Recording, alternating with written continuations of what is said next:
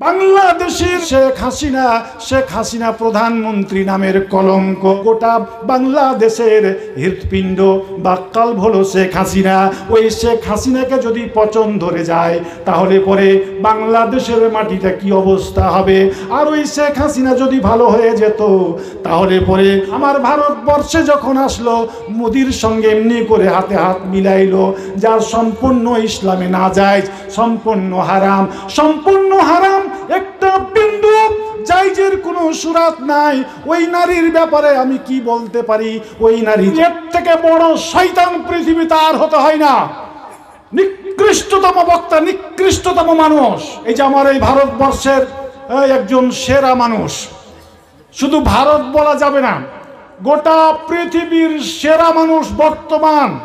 গোটা পৃথিবীর স্কলার যারা, ইসলামী চিন্তাবিদ যারা, তারা সাদরে যে লোকটাকে গ্রহণ করেছেন, সম্মানের আসনে আসীত করেছেন, সেই লোকটার নাম আপনারা বলুন তো, একটু বলতে পারবেন? মাশাআল্লাহ, মাশাআল্লাহ, আলহামদুলিল্লাহ, ভালোই জবাব দিয়েছেন। সেই লোকটার নাম হলো ডক্টর জাকির নায়েক। আল্লাহ, লোকটার নাম যখন আমার মনে হয় শুধু দুয়াই বেরিয়ে আসে মুক্তি। কি তার ব্রেন, কি তার মেধা, কি তার চিন্তাধারা! আমার তো মনে হয় চলন্ত কম্পিউটার বললেও ভুল হবে না। সেই লোকটা আজকে হিজরত করেছেন জন্মভূমি। আচ্ছা ভাই বলুন, যারা সফরে যায়, চাকরির সূত্রে হোক, ব্যবসা সূত্রে হোক, খাটার সূত্রে হোক, কোটি কোটি টাকা কামায়, চলে গেছে সৌদি আরব, চলে গেছে আমেরিকা, কোটি কোটি টাকা ইনকাম করছে।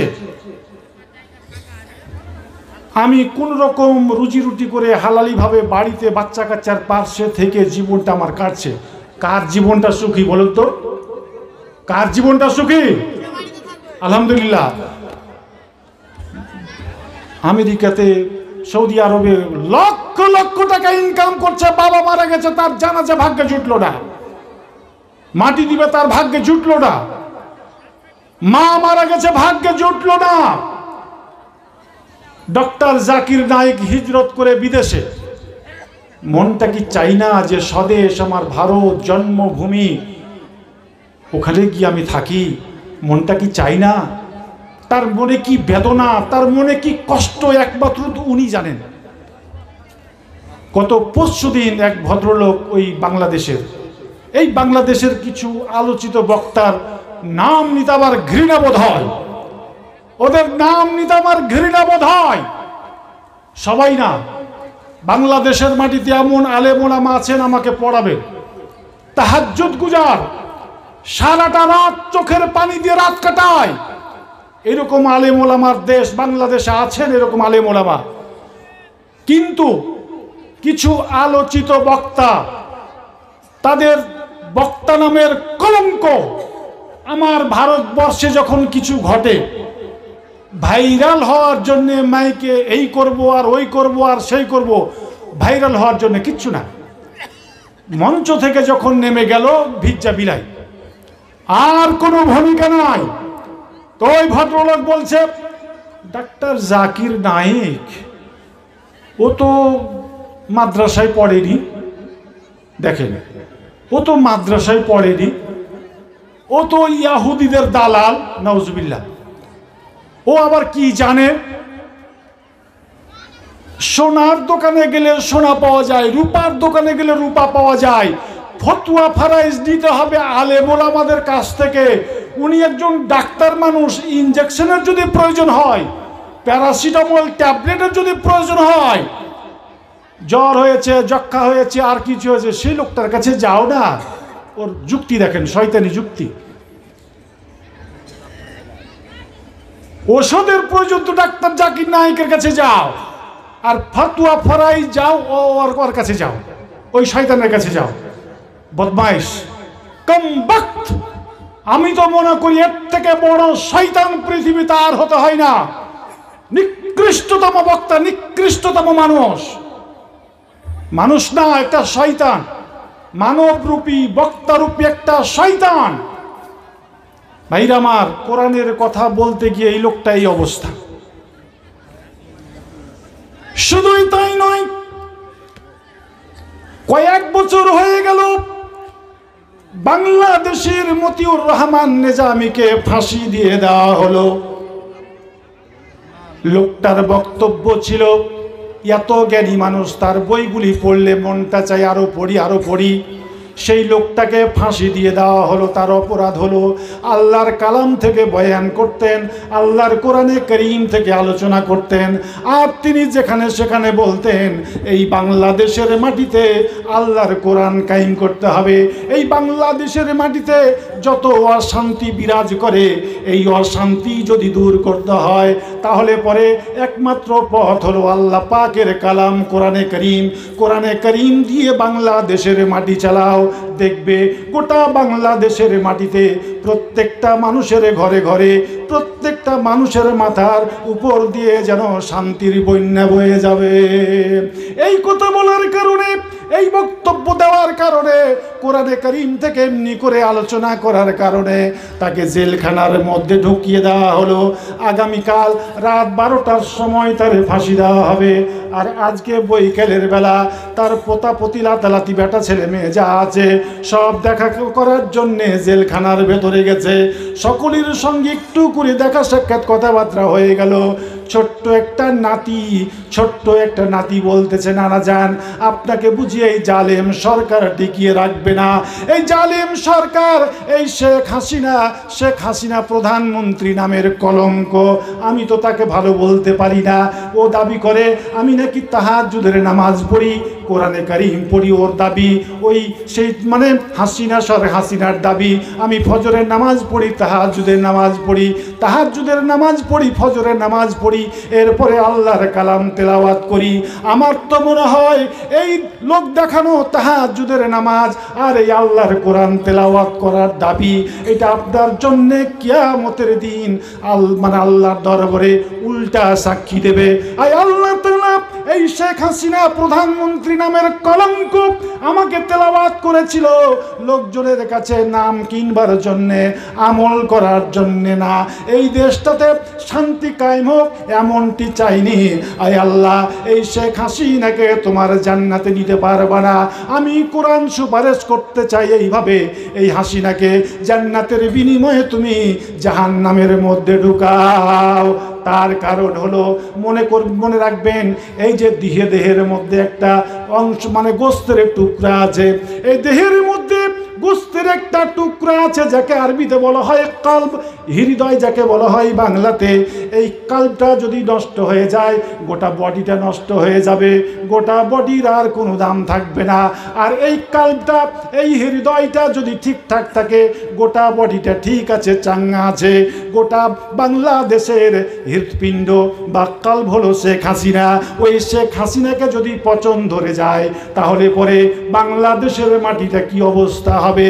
আর ওই শেখ হাসিনা যদি ভালো হয়ে যেত তাহলে পরে অটোমেটিক বাংলাদেশের মাটি যেন সোনার মতো খাঁটি হয়ে যেত।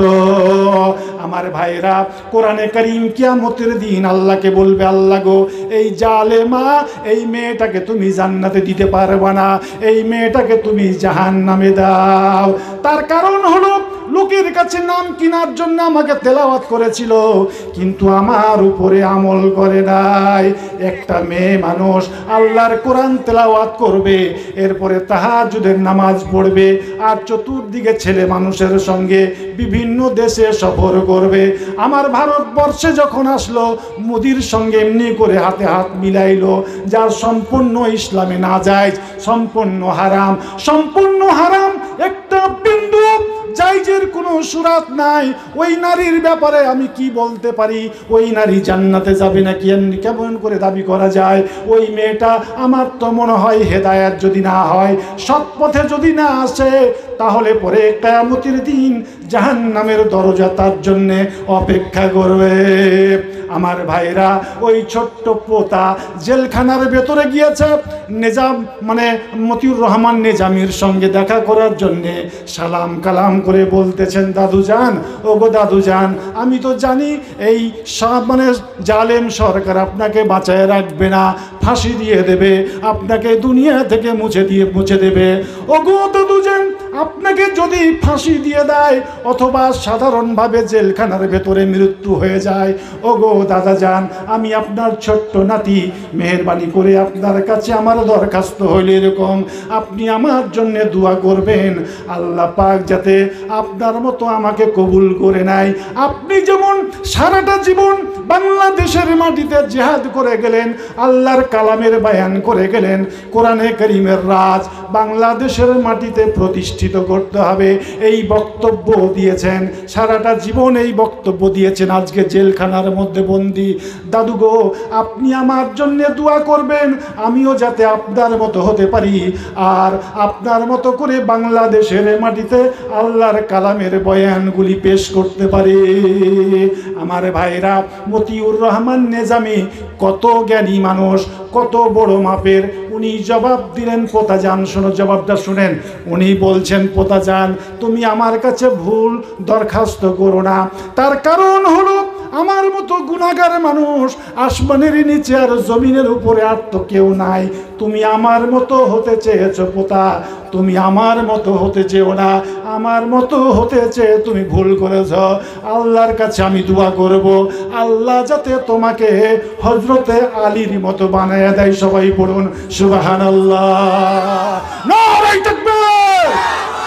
কি দাদা পোতা গো, দাদা বলছেন যে আমি না পোতা, আমার মতো হওয়ার জন্য দোয়া করব না, আমি তোমার জন্য দোয়া করব আল্লাহ যাতে তোমাকে শেরে খোদা হযরতে আলীর মতো বানায় দেয়, খালিদ বিন ওয়ালিদের উত্তরসূরি হিসাবে তোমাকে কবুল করে, এই দোয়া তোমার জন্য আমি করব। ভাইরা আমার, বলতেছিলাম মাওলানা মতিউর রহমান নিজামী, তার পরের দিন রাত 12টার সময় ফাঁসি দিয়ে দেওয়া হলো। অপরাধ কি? অপরাধ হলো আল্লাহর কালাম, আল্লাহর কালাম বেনামি 500 টাকা। ভাইরা আমার, কি আর বলবো, কি আর বলবো, বক্তব্য খুশি আছেন তো আপনারা? 5 ঘন্টা যদি করি তো শুনবেন? কারা কারা হাত উঠান? ওরে আল্লাহু আকবার, মাশাআল্লাহ মাশাআল্লাহ। ইনশাআল্লাহ শোনাবো, সময় যদি পাই শোনাবো। অত্যন্ত গুরুত্বপূর্ণ আয়াত যেটা তেলাওয়াত করেছি, এখনও তো যেতে পারিনি, কথার নাম লতা করে করে এদিক সেদিক কিছু চলে গেল, এখনও আয়াতে টাচ করতে পারিনি সেইভাবে, শুধু হুরুফে মুকাত্তা আতার ব্যাখ্যাটা দিয়েছি। আর তারপরে যে আরও গুরুত্বপূর্ণ কথাগুলি আছে ইনশাল্লাহ শেষের দিকে আমি কিছু বলবো। তবে এই যে দান, নিশ্চয়ই আপনারা জানেন বা জেনে ফেলেছেন, যদিও আদায় করার দায়িত্ব আমি নিতে রাজি নই, তার কারণ অমুক দিল 10 টাকা দান, আল্লাহ তুমি জান্নাতে আদান প্রদান, নারে তাকবীর, এলা করে আদায় করে সময় নষ্ট করতে আমি রাজি নই। কিন্তু আল্লাহ পাকের মেহেরবানি, আদায়তে হাত দিলে কি যে আল্লাহর দয়া। যুবক বলেন, বুড়ো বলেন, বুড়ি বলেন, প্যান ট্যান ঢিল করে ওরা আমার হাতে দান করার চেষ্টা করে। গত পরশুদিন যেখানে ছিলাম, উল্লেখযোগ্য দান, উল্লেখযোগ্য দান। মেয়েরা শেষ পর্যন্ত দান করতে এমন খেপে গেল, এমন মেতে গেল, হাতের চুড়ি, কেতো নাকের চুঙ্গি, এইসব খুলে খুলে, ভালো আলামত, এসবগুলি ভালো আলামত। ভাইজান, আমি আপনাদেরকে বেঁধে দেব না যে আপনি 5000 টাকা দেন। গতকালকে যে বক্তা নাকি এসেছিল, ও নাকি দাবি করেছিল যে আমি মোসাফির মানুষের দোয়া কবুল হয়। মোসাফির কথা ঠিকই, 3 জনের দোয়া কবুল হয়, তার মধ্যে একটা মোসাফির।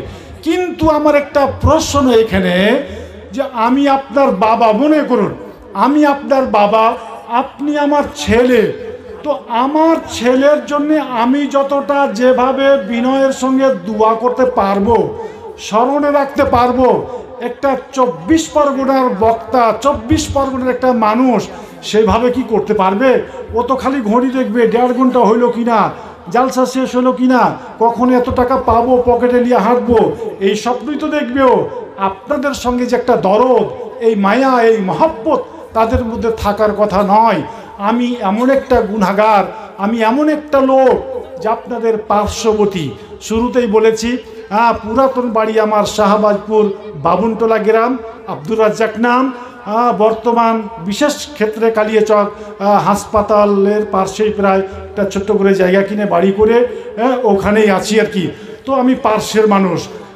আমার তো মনে হয় আপনারা সামনে যারা বসে আছেন, মা বোন যারা পর্দার আড়ালে বসে আছে, জড়িয়া তাড়িয়া খোঁজ খবর নিলে কেউ না কেউ আমার আত্মীয়ের মধ্যেই পড়বেন।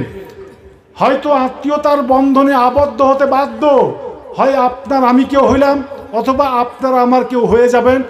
আর বেশ কিছু আমার ছাত্র এককালীন মারুপুর মাদ্রাসাতে, এক্ষুনি যখন জালসা করতে আসছিলাম, একটা ছেলে ছোট্টবেলায় পড়েছিল, নামটা কি ভুলে গেলাম, এজাজুল নাকি, ও দেখছি এরকম বেটার সঙ্গে করে, এটা কে কইছে, এটা আমার বেটা। কিছু তুমি যে কতদিন আগে এরকম পড়তে গেলে আমার কাছে, ফের কখন শ্বশুর করে এত বড় বেটা হয়েছে।